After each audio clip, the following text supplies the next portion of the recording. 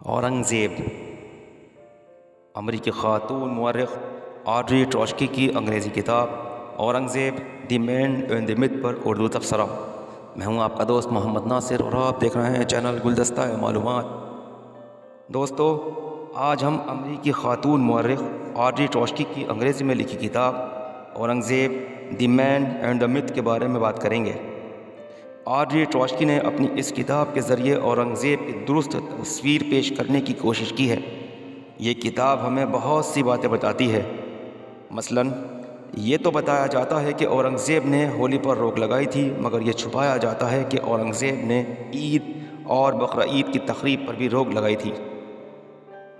Audrey ٹروٹسکی نے اس کتاب کے 8 ابواب میں، جو محض 128 صفحات پر مشتمل ہیں، اورنگزیب کی ایک انسان، ایک شہزادے اور ایک شہنشاہ کی حیثیت سے وہ تصویر پیش کر دی ہے جو ان کی خوبیوں اور خامیوں کو پوری طرح سے عیاں کر دیتی ہے، اور یہ بھی صاف کر دیتی ہے کہ ان کے تعلق سے فرضی قصوں کا ایک ایسا جال بنا گیا ہے کہ لوگ اس میں پھنسے تو پھنستے ہی چلے گئے۔ اورنگزیب نے 49 سال تک 15 کروڑ انسانوں پر حکومت کی۔ 1707 میں جب اورنگزیب نے اس دنیا سے کوچ کی، تب ہندوستان جغرافیائی اور معاشی بنیاد پر دنیا کی سب سے بڑی حکومت بن چکی تھی۔ آڈری ٹروٹسکی نے اپنی کتاب کے ذریعے اورنگزیب کی صحیح تصویر پیش کرنے کی کوشش کی ہے۔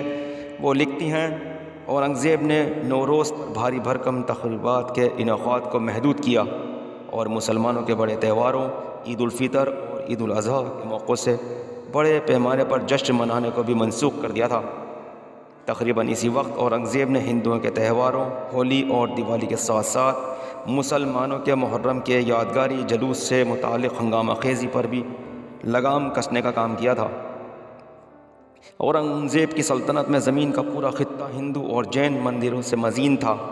بنارس کے وشوناتھ مندر، متھرا کے کیشو دیوا مندر کے انہدام کا الزام اورنگزیب پر لگتا ہے، مگر یہ بات سامنے نہیں لائی جاتی کہ یہ سیاسی فیصلے تھے، ورنہ اورنگزیب کے دور میں کثیر پیمانے پر مندر بنے، جاگیریں دی گئیں اور ان کی حفاظت کی گئی۔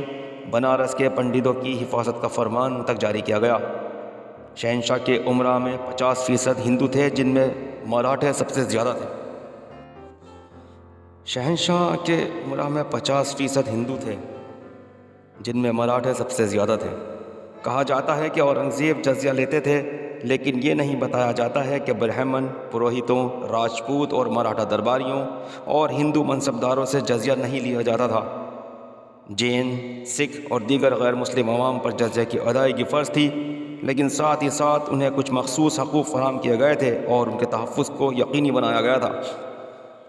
اورنگزیب نے ہندو مذہبی کتابوں کے تراجم پر بھی روک نہیں لگائی تھی، بلکہ رامائن کے فارسی تراجم تحفے میں قبول کیے تھے۔ اورنگزیب کے ذریعے اپنے بھائیوں کو قتل کرنے کے واقعات پر آج سخت رد عمل ظاہر کیا جاتا ہے، لیکن بقول آڈری مغلوں میں سیاسی طاقت کے حصول پر خاندان کے تمام مردوں کا دعویٰ ہوتا تھا، لہٰذا حکومت کے حصول کے لیے اورنگزیب نے اپنے بھائیوں کے ساتھ جو کیا وہی کارروائیاں ان کے بھائی بھی موقع پاتے تو اورنگزیب کے ساتھ کرتے۔ کہا جاتا ہے کہ اورنگزیب نے موسیقی پر پابندی لگا دی تھی، لیکن یہ سچ ہے کہ اس نے کچھ مخصوص قسم کی موسیقی پر، اور وہ بھی صرف اپنے ایوان میں ہی پابندی لگائی تھی۔ اورنگزیب کے سب سے چھوٹے بیٹے کام بخش کی والدہ ادے پوری ہندو تھیں، جو علالت کے دنوں میں ان کے ساتھ رہیں۔ ایک دلچسپ بات آڈری بتاتی ہے کہ اورنگزیب کو جب بھی لگا کہ ریاستی مفاد میں اسلامی اصولوں سے سمجھوتہ کیا جانا چاہیے تو انہوں نے سمجھوتہ کیا، اس لیے علماء دین بالخصوص قاضی سے پورے عہد میں ان کی نہیں نبھی۔ حالانکہ یہ بھی ایک رخ ہے کہ انہوں نے فتاوی عالمگیری کو ترتیب دینے کے لیے بہت سارے قابل علماء کرام کو معاوضہ بھی دیا۔ اور یہ لکھتی ہیں کہ اورنگزیب کے متعصب ہونے کے فرضی قصے کو بہت ہی کم تاریخی شہادتوں کی بنیادوں پر پھیلایا گیا ہے۔ افسوس کہ اپنی وصیت کے مطابق خلدآباد میں کھلے آسمان تلے ایک معمولی سی قبر میں دفنائے گئے اورنگزیب کا نام ایک ایسا زندہ تار بن گیا ہے جس میں مسلسل برقی روح دوڑتی رہتی ہے اور آگ کی چنگاریاں نکلتی رہتی ہیں۔ آج اورنگزیب کے نام کو مٹانے کی کوشش جاری ہے۔ دہلی میں ان کے نام کی سڑک کو دوسرا نام دے دیا گیا ہے، لیکن بقول آڈری اس طرح کی باتوں سے اورنگزیب کا نام مٹنے کے بجائے لوگوں کے ذہنوں پر مزید نقش ہو گیا ہے۔ امید کرتا ہوں ویڈیو آپ تمام حضرات کو پسند آئی ہوگی اور اورنگزیب عالمگیر کے بارے میں نئی معلومات آپ لوگوں کو فراہم ہوئی ہوگی۔ اسی کے ساتھ میں آپ کا دوست محمد ناصر اپنے چینل گلدستہ معلومات کے ساتھ آپ تمام حضرات سے اجازت چاہتا ہوں۔ ویڈیو کو لائک کریں، شیئر کریں، چینل کو سبسکرائب کریں اور کمنٹس کریں۔ شکریہ، اللہ حافظ۔